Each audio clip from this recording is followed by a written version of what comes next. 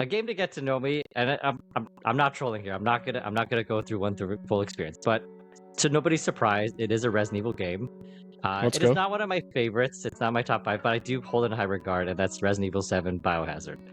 Ooh. The reason why I picked that one, if you want to get to know me, is because while it's not my favorite, I do enjoy it quite a bit. To me, like if I was talking about like pure survival horror, like that genre, Resident Evil 7 or Resident Evil 2, like those are the ones you gotta play. And Resident Evil 7, I picked that one over 2 for this conversation just because both games are scary, but I feel like 7 because you're forced into first person, which I'm not a fan of, but I got used to it. I feel like it just ramps up the tension more because it's coming right at your face, right? When they hit you in the face or when they try to bite you and all that stuff. But Resident Evil 7, like that one saved the franchise. It is survival horror in its finest, where like limited ammo, a lot of backtracking. Like if you shoot everything, you will not make it through. You will not roll credits if you shoot everything. You have to pick and choose when to run, when to use the knife. And that could be, it's a bit of a steep learning curve, but again, I feel like that's the purpose of survival horror, right? It's adding that extra layer of stress. And if you really want to if you really want the hardest experience, you play in hard mode. Again, not only are the enemies like bullet sponges, not only can you die with 3 hits, but I love this that they brought back the fact that like manual saves and limited manual saves. So you gotta manage your inventory, carry something so that you can actually save at certain points. So again, you cannot save willy-nilly because then you'll have to do a lot of backtracking when you die, and then can't rely on autosave. So I that's just one of the best games I played in terms of like getting that true experience.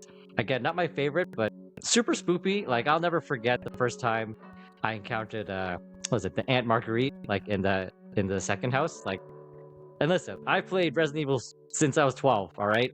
And I played this as an adult, and I was like putting the controller down, like deep breathing, like, okay, I'm not gonna back out. Like I love this game, but I'm like, guys, like this is this is intense stuff. So I love it. I really, really enjoy it. I highly recommend it if you're up for that challenge. But if you're not, easy mode, and like you can do a few runs and just get some OP gear. Like you can get some shoes that make you run faster. You can get like a handsaw, so you can just like mow everything down. So there's options to build up your stamina in terms of survival horror. But yeah, Resident Evil 7, Quag. I can't remember. You own it, right? But you haven't played it. Is that correct? You gave it to me, friend. That's right. I get. Well, I buy a lot of He things. gives on out Steam so for many friends. gifts, he just forgets. Look at him, Santa Claus. That's what I'm saying.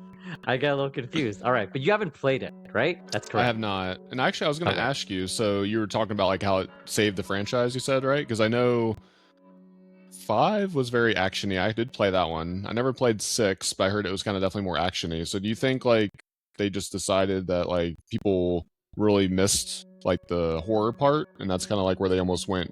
Because it sounds like this one's even more scary than like maybe even 1.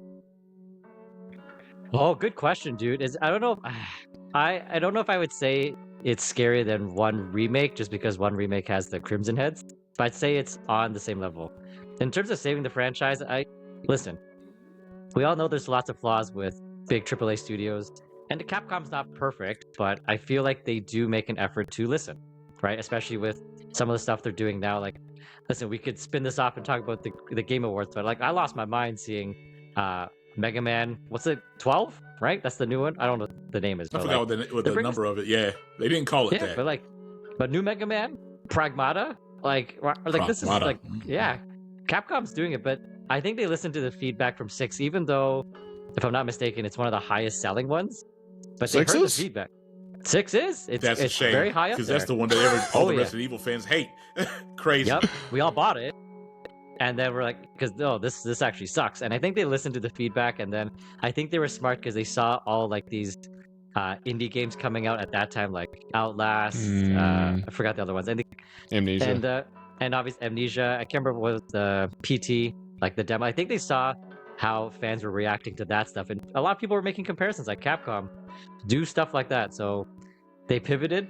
And quite honestly, like if they didn't pivot that way, I don't even know if we'd still have Resident Evil. But yeah, if you want to get to know me, I like horror games, especially Resident Evil games. And if you're like, what kind of Resident Evil game does Matt like? Especially because there's the OG ones, the action ones.